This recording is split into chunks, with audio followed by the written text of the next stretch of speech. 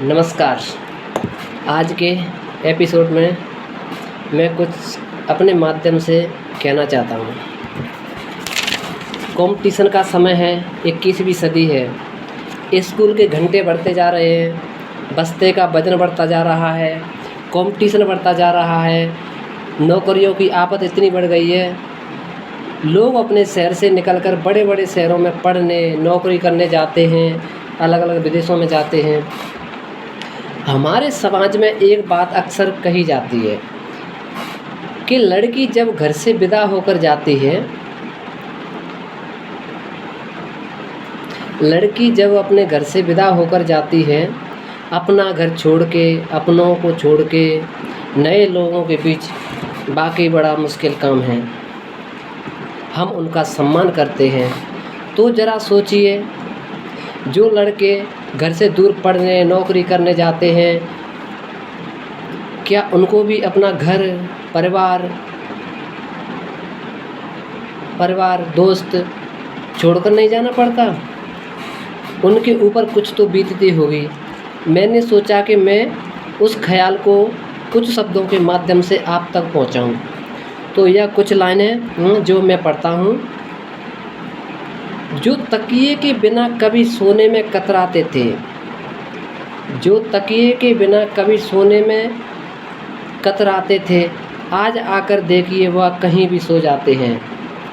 खाने में 100 नखरे करने वाले अब कुछ भी खा लेते हैं। बस अपने रूम में किसी को न आने देने वाले एक ही बिस्तर पर सबके साथ एडजस्ट करके सो जाते हैं। क्योंकि भाई साहब, लड़के भी घर छोड़ जाते हैं, घर को मिस करते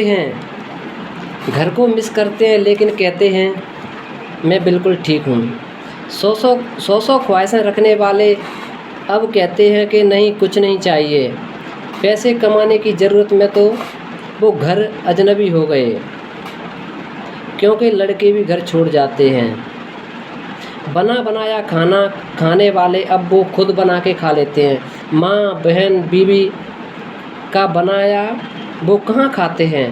कभी थके हारे होते हैं तो कभी वैसे भी सो जाते हैं, क्योंकि बेटे भी घर छोड़ जाते हैं। मोहल्ले की गलियां, जाने पहचाने रास्ते, जहां दौड़ा करते थे अपनों के वास्ते, माँ बाप का प्यार, यार दोस्त सब पीछे छूट जाते हैं। तन्हाई में करके याद, लड़के भी आंसू बहाते हैं, क्योंकि लड़के भी घर छोड़ जाते हैं। नई नवेली दुल्हन, जान से प्यारे भाई बहन, छोटे छोटे बच्चे, चाचा चाची, ताऊ ताई, सबको छुड़ा देती है साहब ये रोटी और एक कमाई। मत पूछो इनका दर्द वो कैसे छुपाते हैं, क्योंकि लड़के भी घर छोड़ जाते हैं। हमारे समाज में एक अक्सर बात कही जाती है कि मर्द के कभी दर्द नहीं होता है।